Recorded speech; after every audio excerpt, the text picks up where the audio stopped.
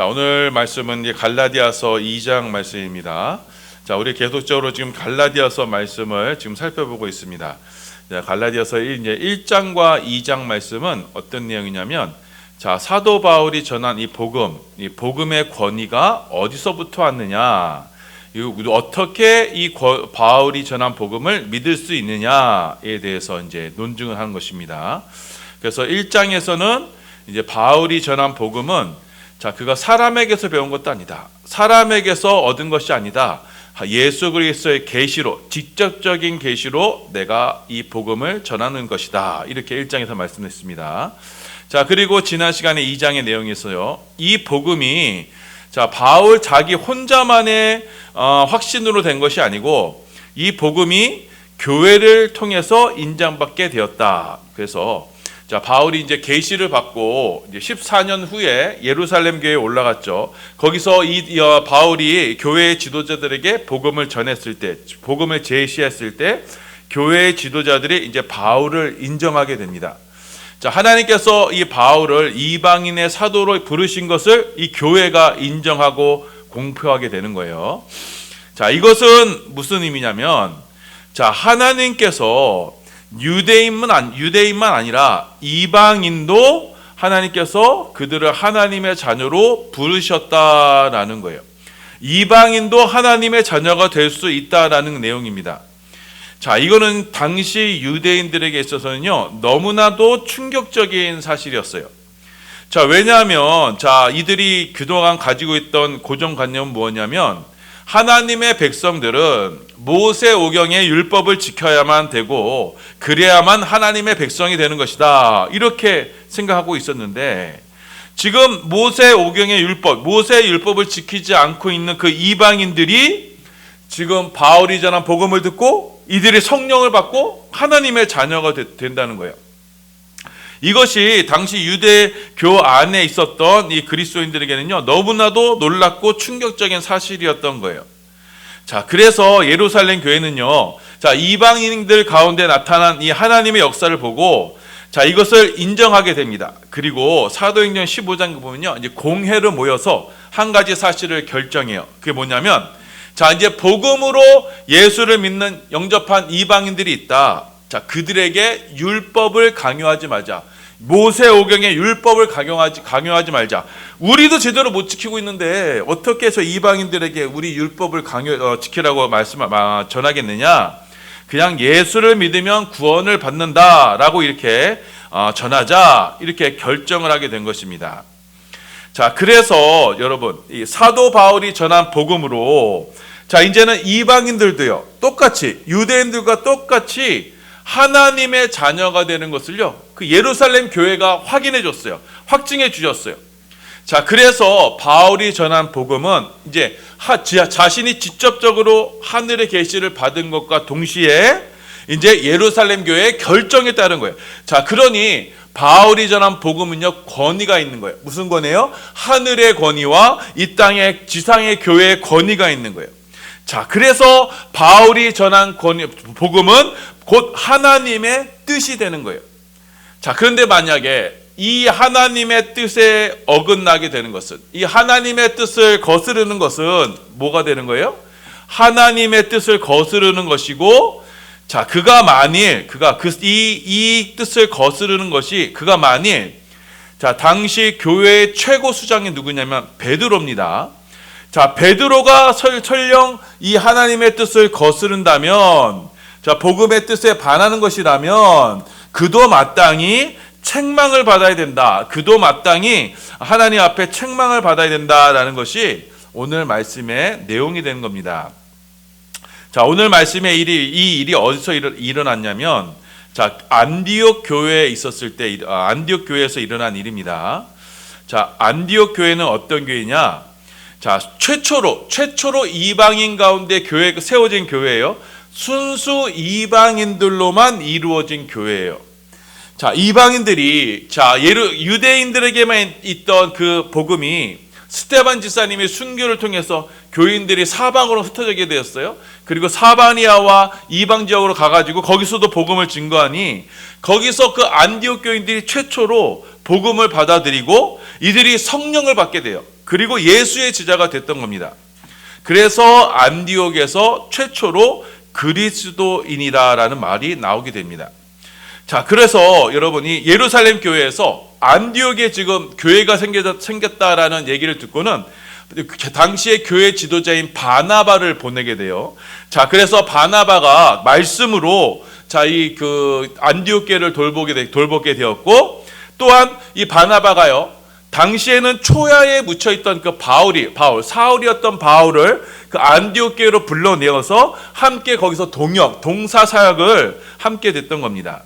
그래서 바울은 이 바나바의 초청으로 안디옥에서 본격적인 사역을 하게 된 거예요. 자, 이러한 배경이 있었던 교회가 바로 안디옥 교회입니다. 자, 이 안디옥 교회에 그때 당시 예루살렘 교회의 수장인 베드로가 이 안디옥 교회를 방문하게 돼요. 자, 베드로는요, 예루살렘의 공의 결정 때, 곧 이방인들도 자유롭게 예수를 믿고 하나님의 자녀가 된다라는 이 공의 결정 때 결정적인 역할을 한 사람이 바로 이 베드로였어요. 왜냐하면 이 베드로가 자신이 이방인의 집인 이 고넬료의 집에 가서 말씀을 전했을 때, 그 고넬료 위에 성령이 임하는 것을 그가 직접 봤던 사람이에요.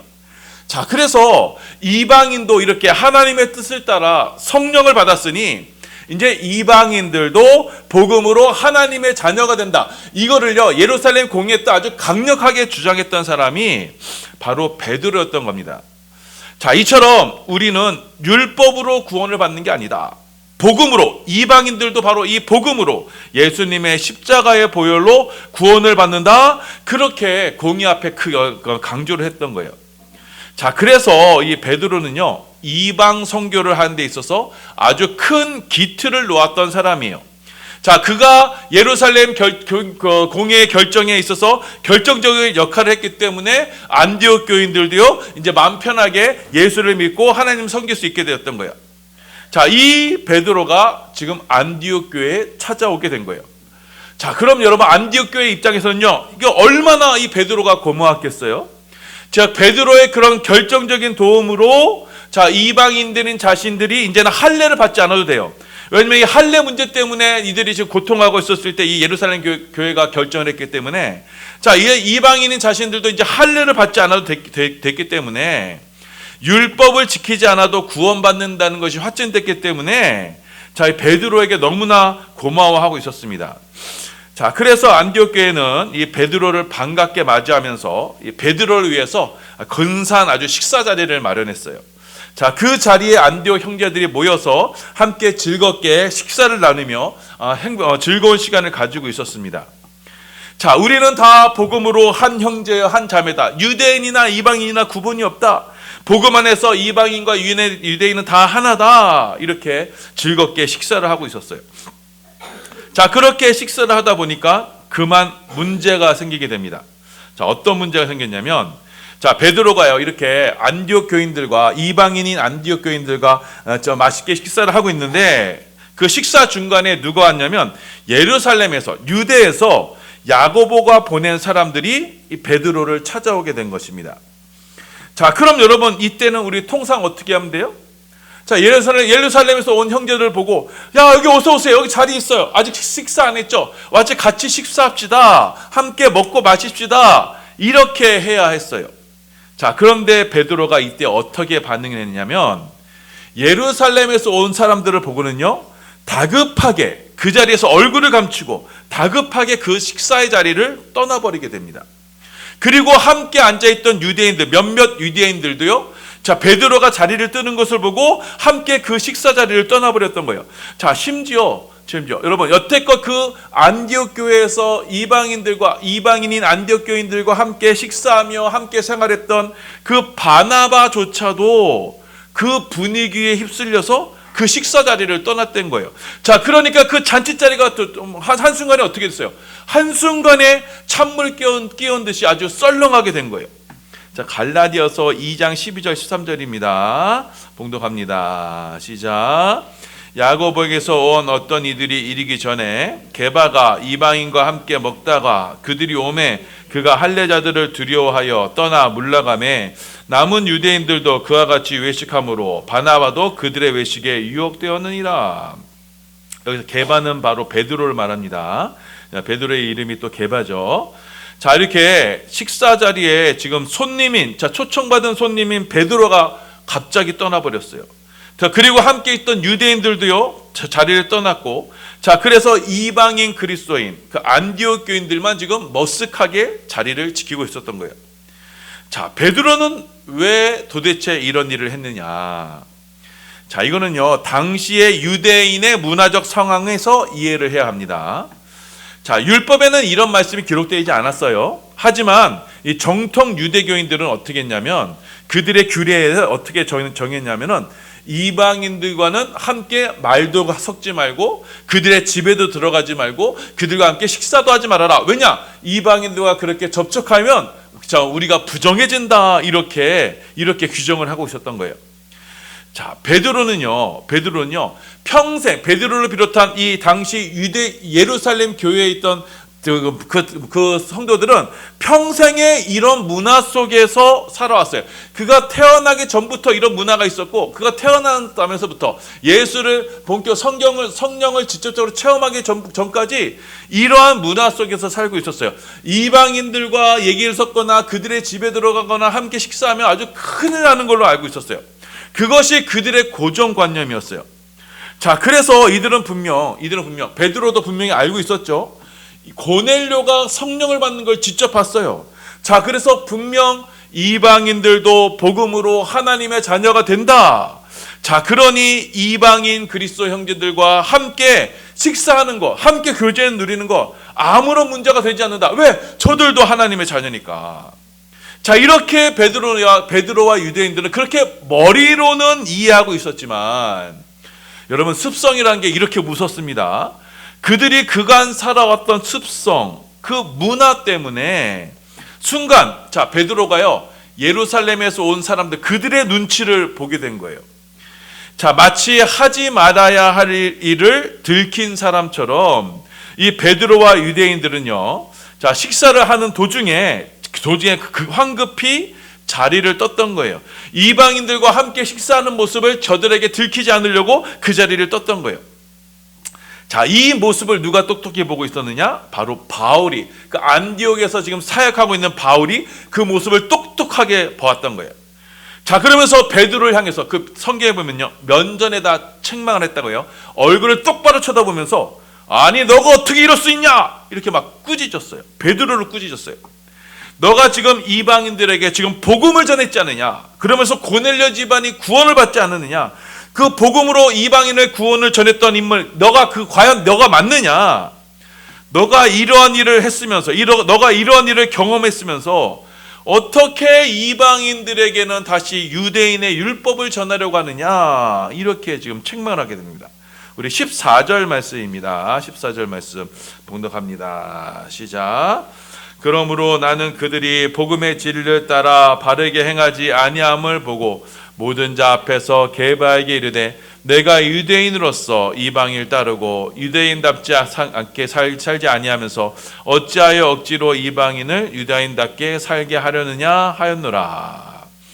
지금 바울이요, 게바에게 지금 게바를 보면서 책망하고 꾸짖는 말이 요지가 이겁니다. 성경에 이렇게 기록되어 있으니까 우리가 알지요. 자, 우리 베드로는요, 예수님의 수지자입니다. 당시 교회 최고 지도자예요. 그런 이 베드로에게요, 지금 바울이 정말 집안 어디 총구석에서 있던 그 바울이 와가지고 대뜸 베드로에게 면전에다 지금 이렇게 손가락질하면서 꾸짖는 거예요. 자, 바울이 지금 베드로에게 하는 말씀의 요지가 바로 이겁니다. 너는 유대인이지만 이방인을 따르면 산다. 그건 뭐냐? 율법이 없이 복음으로 구원받는 것, 그 진리를 따라 살고 있다. 율법 없이 그렇게 살고 있다. 자, 그런데 지금 이방인인 이들을 지금 유대인처럼 살게 하려고 하느냐? 이 이방인들에게 율법을 따라 살게 하려고 하느냐? 그렇게 가르치려고 하느냐? 그게 맞는 거냐? 바울은 이렇게 베드로를 향해서 아주 강력하게 책망을 했던 겁니다. 자, 그러면서 바울이 하는 말씀이 사람이 하나님께 인정을 받고 하나님의 자녀가 되는 것은 자, 율법을 지킨다고, 율법의 행위를 따른다고 그가 하나님의 자녀가 되는 게 아니다. 오직 예수 그리스도를 믿음으로 말미암아 그가 하나님의 자녀가 되는 것이다. 이렇게 말씀합니다. 우리 16절입니다. 16절 봉독합니다. 시작.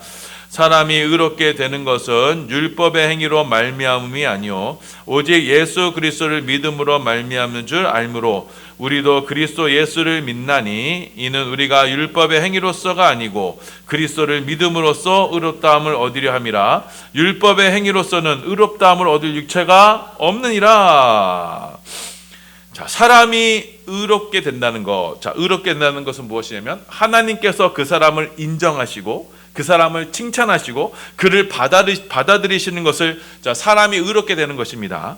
이 사람이 의롭게 되는 것은 율법의 행위가 아니다. 내가 무언가 해서가 아니다. 바로 믿음으로, 예수를 믿음으로 우리가 의롭게 되는 것이다. 이렇게 말씀하고 있어요. 지금 바울은요, 율법의 행위와 믿음을요 아주 명확하게 지금 구분하고 있습니다. 자, 이 둘을 명확하게 구분하면서 지금 바울은 율법의 행위로서는 절대 구원을 받을 수 없다 이렇게 재차 강조하고 있는 거예요. 자, 여러분 그런데 한번 생각해 보세요. 자, 바울이 그냥 이 사실을 보면서 자, 너희들 예수 믿지? 그래, 믿어. 그래. 그러니까 율법 지키는 거 그래, 뭐 지키면 좋지, 뭐 안 지켜도 상관없고 이렇게 좋은 게 좋은 거지. 자, 할례 받고 싶어? 그래, 받아. 안 받아도 상관없어. 자, 이러면요 아무 문제가 일어나지 않았을 거예요. 자, 그런데 바울은요, 자, 여러분 구원의 문제에 있어서만큼은 이 바울은요 아주 털끝만치도 양보나 타협을 하지 않았던 거예요. 자, 예수 믿고 자, 할례 받으면 어떠냐? 예수 믿고 유월절 지키는 게 어떠냐? 예수 믿고 율법 따라 바르게 사는 거 그게 뭐가 문제가 되느냐? 자, 지금도요 마찬가지죠. 제7 안식교라는 이단이 있습니다. 자, 이들은 뭐냐면 토요일을 안식일로 원래 토요일이 안식일입니다. 그래서 이들은 주일 대신에 토요일을 안식일로 해서 지키는 집단이에요. 또 하나님의 교회라는 이단이 있습니다. 사실 이건 기독교도 아닙니다. 왜냐하면 이들은 재림예수를 안상홍이라는 사람을 지금 재림예수로 받들고 섬기고 있어요. 자, 근데 이들은 성경을 가르치죠. 사실 이들은 기독교가 아닌데, 자, 이들은 성경에 나온 3대 절기를 지키고 있습니다. 자, 이 사람들은 이 중요한 이 3대 절기를 지키는 것이 이들이 구원의 조건으로 생각하고 있어요. 왜냐하면 성경에 그렇게 나와 있기 때문이에요. 자, 지금도 중동의 무슬림들, 자, 그리고 유대교인들, 자, 이들은 율법을 지켜야 구원을 얻는다 이렇게 주장하고 있어요. 자, 이들과 기독교는요, 여러분 같이 할 수가 없는 거예요. 왜냐하면 이들은요 율법의 행위로 구원을 받는다고 주장하고 있지만, 자, 복음은 뭐라고 해요? 율법의 행위로는 구원을 받는 게 아니다. 오직 예수를 믿음으로 구원을 받는다 이렇게 이야기하고 있기 때문이에요. 자, 율법의 행위로 내가 만약 율법의 행위로 내가 구원을 받는다라고 한다는 것은 뭐냐? 자, 내가 노력하고 내가 선행을 쌓고 내가 남들에게 착한 일 열심히 하고 내가 열심히 사는 것만큼 내가 보상을 받고 구원을 받을 수 있다라고 생각하는 거예요. 자, 그 생각의 기본에는 뭐가 있어요? 인간은 선한 존재이고 인간은 선한 존재이기 때문에 언제든지 노력을 하면 자, 하나님이 원하시는 명령을 그것을 따라 수행하고 그것을 따라 행할 수 있는, 그것을 따라 구원을 받을 수 있는 그런 존재다라는 생각을 가지고 있는 거예요. 자, 교회 오래 다니셨지만 그 권사님들 중에서도 이렇게 생각하는 분들이 있어요. 착하게 선을 쌓고 뭐 거짓말 안 하고 사람들에게 좋은 일 하면 천국 간다 이렇게 생각하는 분들이 있어요. 자, 그건 뭐냐면 자, 하나님의 수준, 거룩하신 하나님의 수준을 인간의 수준으로 전락시켜 버리는 거예요. 자, 하나님의 구원을 내 기준, 내 관점으로 전락시켜 버리는 거예요. 다른 말로 뭐냐면 나를 하나님의 수준으로 높이는 거예요. 이것이 바로 인간의 교만이고 인간의 선악과 원죄가 되는 것입니다. 자, 인간의 죄, 인간의 원죄는요, 여러분 다른 건 나쁜 짓 하고 뭐 살인하고 간음하고 이런 게 인간의 원죄가 아니고요. 인간의 원죄는 뭐냐? 여러분 아이러니하게도 인간의 원죄는 내가 한번 착하게 살아볼게. 내가 하나님 없이도 내가 한번 선과 악을 구분해서 거기서 내가 선과 악을 구분해 내가 선한 일을 하면서 그렇게 한번 착하게 살아볼게. 그래서 내가 하나님처럼 한번 대해볼게. 이것이 인간의 원죄가 되는 거예요. 이 인간의 원죄로 인간에게는 죽음이 찾아온 거예요. 자, 이 세상의 모든 종교가요, 다 이 인간의 원죄 안에 들어있어요. 여러분, 불교도요, 내가 수행하고 공덕을 쌓고 뭐 사람들에게 구제하고 이러면 뭐예요? 내가 나중에 뭐가 되는 거예요? 부처가 되는 거예요. 내가 신이 되는 거예요. 다 모두가 이런 종교 안에, 이 종교 세계 안에 갇혀 있는 거예요. 나는 선하다. 그러니 내가 조금만 노력하고 내가 율법을 지키면 나는 그런 가능성 있는 존재고, 그러면 나는 하나님이 받으시는 하나님의 자녀가 될 수 있다. 천국에 들어갈 수 있다. 성불할 수 있다. 나는 할 수 있다. 이게 뭐예요? 다 인간의 원죄의 결과라는 거예요. 자, 이것이 왜 죄가 되느냐? 자, 여러분, 이들은 겉으로는 아름답게 얘기해요. 자, 우리가 함께 모여서 착한 일을 하고 선한 일을 쌓아서 자, 정말 우리 가운데 범죄가 없고 정말 모든 사람 다 같이 나누어 쓰는 그런 공산 사회를 아름답게 이루고 내가 정말 구제를 하고 자, 해탈을 하고 그래가지고 정말 아름답게 쌓아보자. 자, 이들은 겉으로는 아름답게 말하지만, 자, 여러분, 그 모든 중심에는 누가 있어요? 자, 나에게 있는 거예요. 이 모든 세계의 중심이 누가 되는 거예요? 바로 사람이 되는 거예요. 그래서 불교 석가가모니가 한 주장이 이거잖아요. 천산천하 유아독존, 하늘과 땅이 오직 나만 있다는 거예요. 이게 바로 인간의 죄예요. 하나님은 없어요. 인간 나 자신만 있는 거예요. 내가 어떻게 하면은 구원을 받고, 내가 어떻게 하면 성자가 되고, 내가 어떻게 되면 천국 가는 거예요. 자, 그래서 내가 가능하고, 내가 노력하고, 내가 착하게 살면 천국 받을 수 있고 천국 가고 구원 받을 수 있다면, 자, 여러분, 그러면 예수님이 이 땅에 오실 필요가 있어요? 자, 예수님 없이도 내가 노력하는데, 내가 노력하면 천국 들어갈 수 있는데 예수님이 뭘로 내려오십니까? 자, 그러니까 오직 예수를 믿어야만 천국에 간다라는 말하고, 자, 착하게 잘 살고 내가 열심히 노력하고 내가 선행을 하고 내가 정말 좋은 일 많이 해서 내가 천국 갈 수 있다라는 건요, 여러분, 두 개는요 정말 양극단의 세계관, 둘이 절대로 하나가 될 수 없는 세계관인 거예요. 오직 예수를 믿어야 천국 간다는 것은, 자, 인간은 천국에 들어갈 수 있는 그런 존재가 아니다. 인간은 그렇게 선한 존재가 아니다. 인간은 전적으로 타락한 죄인이다. 그러니 내가 아무리 노력하고 내가 내 공로를 쌓고 내 덕행을 쌓고 내가 선행을 베풀어도 우리는 그렇게 구원받을 만한 자격이 있는 자가 아니다. 그런 존재가 아니다. 그러니 나를 가지고는 천국에 들어가지 못한다. 그러니 내가 아닌 다른 외부의 어떤 것이 나를 건져 주셔야만 한다. 그것이 바로 예수를 믿어야만 천국에 간다는 말이에요. 자, 그래서 여러분, 기독교가 아닌 다른 종교들이 다 뭐라 그래요? 자, 예수 믿는 이들을 향해서 왜 너희는 너희만 옳다고 주장하느냐? 왜 예수를 믿어야만 구원받는다고 주장하느냐? 왜 다른 종교는 인정하지 않고 다른 종교를 부정하느냐? 너희는 독선적이다, 이기적이다, 이렇게 얘기하지만, 여러분, 그게 독선이 아니라 내가 예수를 안 믿고도 천국에 갈 수 있다. 내가 예수를 안 믿고도 해탈하고 성불할 수 있다. 내가 예수를 안 믿고도 성인이 될 수 있다라고 하는 것이 바로 그게 바로 독선인 거예요. 왜요? 그것은 자기가 선하다고 나는 선하다고 지금 끝까지 주장하는 거예요. 그게 바로 독선인 거예요. 인간의 가능성을 끝까지 주장하는 자가 바로 독선에 빠지는 자는 거예요. 인간의 지독한 죄성이 바로 이것입니다. 자기가 선하다는 것을 입증하려는 것, 이것이 바로 독선이고 교만이고 아집이 되는 거예요. 그래서 인간이 모여서 만든 그 모든 것이 뭐예요? 다 인간을 파괴하는 것으로 만들어진 거예요. 그래서 기독교는 바로 그 인간의 독성과 아집을 꿰뚫어보고, 인간으로서는 절대로 구원을 얻을 수가 없다. 인간의 힘으로는 아무리 노력해도 구원을 쟁취할 수 없다. 나는 절대적으로 무능력한 존재고 나는 철저히 죄인이구나. 나에게는 선한 것이 조금도 없구나. 그렇게 자각하는 사람이 자연스럽게 하나님께서 우리 가운데 보내주신 그 구원자, 중보자이신 예수님을 믿을 수 있게 되는 거예요.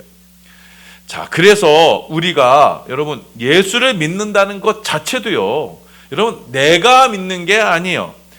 그러면 내가 믿는다고 하면은 여러분 내가 뭐 한 거가 되잖아요. 자, 내가 한 게 아니에요. 왜냐? 나는 그럴 능력이 없어요. 그 믿음은요, 하나님께서 우리 가운데 선물로 주신 거예요. 그 선물로 주신 믿음으로 내가 예수를 믿게 된 거예요. 그 믿음도 하나님의 은사가 되는 거예요. 그래서 이 믿음의 사람들은 더 이상 자기 자신을 신뢰하지 않아요. 나를 세상의 중심에 두지 않아요. 나는 죄인 중에 괴수이고 나는 절대적으로 없어져야만 되는 존재임을 그는 철저히 자각하는 사람이에요. 그러니 내 안에 나는 이제 그리스도와 함께 십자가에서 죽고, 자, 왜요? 십자가는 죄인인 나를 위해서 주님이 죽으시는 것인데, 거기서 내가 죽는 것인데, 자, 예수님이 나를 위해 죽으셨다는 건 뭐냐면 나의 죽음의 자리를 주님께서 거기에서 마련해 주셨다는 거예요. 그리스도와 함께 내가 거기서 죽어야만 한다는 것을 십자가로 주님께서 보여주신 거예요. 자, 그럼으로써 이제는 내가 그리스도와 함께 십자가에 죽고, 인간은 절대적으로